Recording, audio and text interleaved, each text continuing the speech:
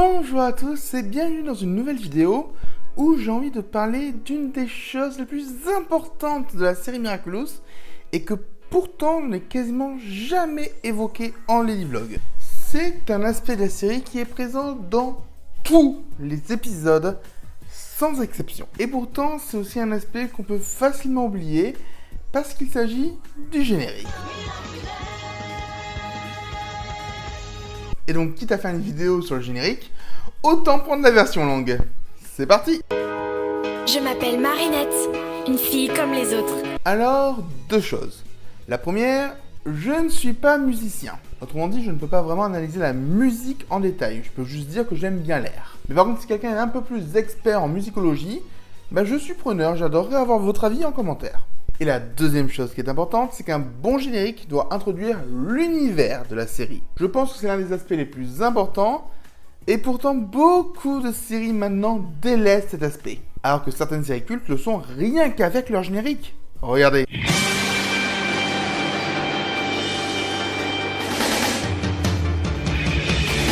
Rien qu'un instrumental, on sait qu'on va tous les capturer.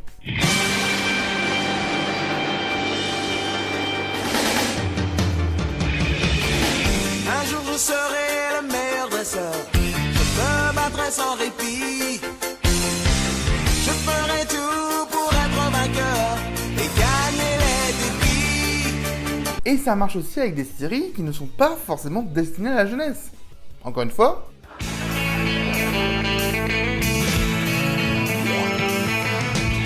No one told you life was gonna be this way.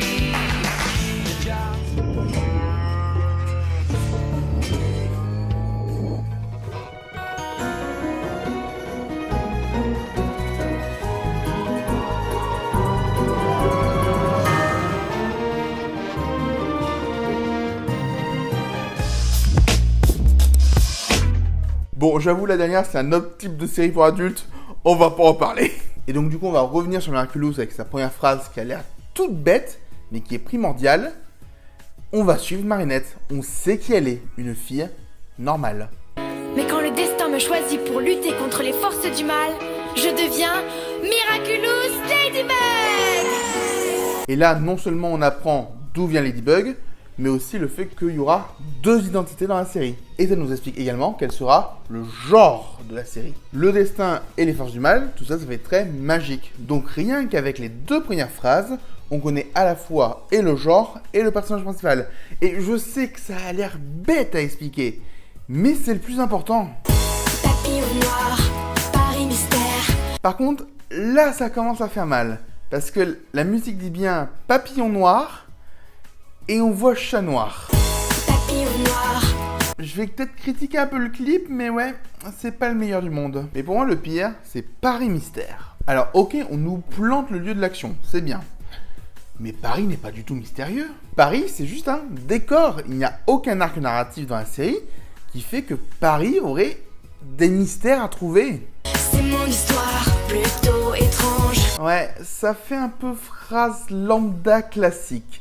Je suis à peu près sûr qu'on peut la mettre dans la bouche de plein d'héroïnes de dessins animés. Ça marche. C'est mon histoire, plutôt étrange. C'est mon histoire, plutôt étrange. C'est mon histoire, plutôt étrange. La magie noire me désespère. Tu as fait rimer papillon noir avec magie noire? Ouais, ça fonctionne, hein? Non, en vrai, c'est dommage de nous sortir et une phrase bateau et une rime facile avec ça. Et le chat noir n'est pas un ange. Et à nouveau, on a une rime entre noir et noir. Bon, au moins, je reconnais quelque chose, c'est que l'auteur, il a eu beaucoup de facilité à l'écrire. Et ça, c'est bien. Bon, en vrai, je trouve ça n'importe quoi parce que c'est Lou, la chanteuse générique, qui est en train de chanter comme si elle était Ladybug. Et donc, pour l'instant, si on fait le récap, qu'est-ce qu'on sait de la chanson? Il y a des papillons noirs, un Paris mystérieux, de la magie noire et un chat noir qui n'est pas un ange. Et honnêtement, si vous ne connaissez pas la série, je serais pas surpris que vous imaginiez que Chat Noir est le vilain. Vraiment, le fait de parler de lui, ça n'apporte rien. Et même au niveau des enjeux, on est sur un bête, le bien contre le mal. Donc c'était clairement pas le moment de sortir l'intrigue amoureuse. Donc oui, en gros, ils sont en train d'un peu mélanger tout, et on va arriver au pré-refrain. Alors, un chassé-croisé, c'est un échange de manière simultanée. Et personnellement, je trouve que amour chassé-croisé, c'est une très belle formulation pour définir le triangle amoureux. Certes, encore une fois, si tu ne connais pas la série, tu ne t'en rends pas compte. Mais c'est bien fait. Mon cœur aime Adrien. Bon, une info de base sur la série, rien à dire dessus. C'est juste un petit détail, mais on en parle après. Pas ce héros masqué qui m'aime quand je deviens. Donc là, on commence à comprendre qu'il y a un carré amoureux entre Marinette, Ladybug, Adrien et le héros masqué. Parce que techniquement, on ne sait pas encore que c'est Chat Noir. Par contre, la lutte du bien contre le mal, on l'a complètement laissé tomber. Miraculeuse, porte-bonheur. Alors, si je dois chipoter, tu ne deviens pas Miraculous, tu deviens Ladybug. En fait, c'est comme si dans Code Lyoko, nos héros disaient qu'ils se virtualisent sur Code Lyoko. Alors, ce n'est pas parce que tu mets le nom de la série que c'est cohérent. Faut bien le mettre. Par contre, le porte-bonheur pour la coccinelle, la chance, oui, ça c'est bien. Lady magique et Lady chance. J'ai jamais trop aimé ce Lady Magique et Lady Chance. Parce que pour moi, ça veut rien dire. À la limite, on reste bien sur le côté merveilleux de la série et chanceux de Ladybug. Mais c'est juste un avis perso. Miraculeuse, Lady du cœur. Être héroïque en cas d'urgence. Et pareil pour la Lady du cœur, je suis pas fan. Même si au moins ça met en exergue les deux aspects importants de la série. À savoir le côté amour, évidemment, et le côté héroïne. Donc, je suis pas fan de la formulation, mais c'est bien trouvé. C'est moi Chat Noir, toujours présent. Et donc maintenant, c'est au tour de Chat Noir de chanter. Et je vous rappelle qu'à ce stade de la chanson, on a le droit légitimement de penser que c'est le méchant. J'ai des pouvoirs super puissants.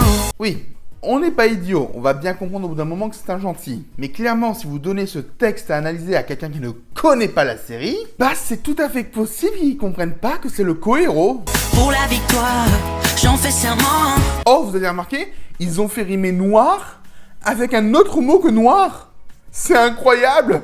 Je me bagarre éperdument. Je pense que c'est l'une des phrases que je préfère dans ce générique. Le mot éperdument, on ne l'utilise quasiment jamais dans notre monde moderne, sauf pour parler du fait de tomber éperdument amoureux. Et là, ça montre bien que dans la série, il va y avoir un lien entre amour et combat. Donc encore une fois, la formulation est très bien trouvée. Même si éperdument, ça veut dire avec violence. Donc si jamais vous me dites que c'est le méchant de la série, je vous comprendrai. Amour chassé croisé. J'ai peur d'aimer pour rien. Ah bon? À quel moment il a peur d'aimer pour rien? Non mais genre vraiment, dans la série, il ne fait que aimer pour rien. Et ça lui va. Celle qui ne peut m'aimer quand elle vit son destin. Bon, allez, finalement avec cette réplique, on comprend enfin que c'est lui l'autre héros de la série. Et que donc il y a un carré amoureux entre Marinette, Ladybug qui aime Adrien mais pas Chat Noir, et Chat Noir qui aime Ladybug. Et mine de rien, on met en avant que c'est parce qu'ils sont super-héros qu'ils ne peuvent pas s'aimer. Ce qui est une composante phare de la série. Bon, sinon on a à nouveau le refrain, on passe. Dans la vraie vie, je suis fragile. J'apprends souvent à mes dépens. Ouais. Comme tout le monde, j'ai envie de te dire, hein. C'est vraiment dommage d'avoir de belles trouvailles d'un côté et des phrases aussi bateaux de l'autre. Et je souris, même malhabile, en me jouant de mes tourments. Ok, c'est pas du tout l'impression que tu donnes. Tu souris, même malhabile. Ça veut juste dire que tu es maladroite. Mais en quoi tu te joues de tes tourments? Encore une fois, j'ai l'impression qu'on nous met juste une phrase bateau qui ne veut rien dire. Amour chassé croisé. Attendez, on a encore le pré-refrain? Mais le couplet a servi à quoi alors? J'ai peur d'aimer pour rien. Et surtout, pourquoi on a le pré-refrain de Chat Noir et pas de Ladybug? Eh bien, sachez que vous n'aurez aucune réponse, parce que juste après, c'est le refrain qui se répète encore et encore. Mais ça continue encore et encore. C'est que le début, d'accord, d'accord. Et donc ça veut dire qu'il est maintenant temps de conclure. Donc comme je vous l'ai dit, ce générique est quand même bien parce qu'il présente habilement les enjeux de la série. Même s'il donne surtout l'impression de s'attarder sur le côté amour. Parce que clairement, on n'a qu'une seule mention de Papillon dans tout le générique. Et c'est même pas pour parler du personnage de Papillon, mais des Akuma en général. Alors que bon, corrigez-moi si je me trompe, mais papillon est quand même un aspect important de l'œuvre aussi.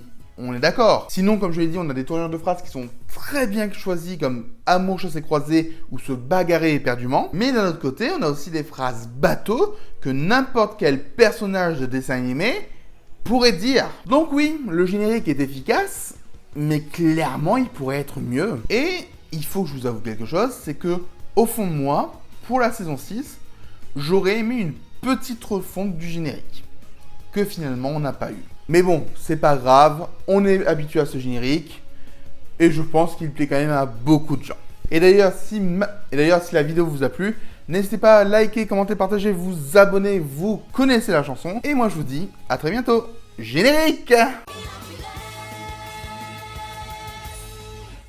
Un immense merci à tous les soutiens de la chaîne. Vous pouvez continuer à m'aider en vous abonnant, en commentant et en partageant cette vidéo. Vous pouvez également faire des dons sur Tipeee ou bien devenir membre.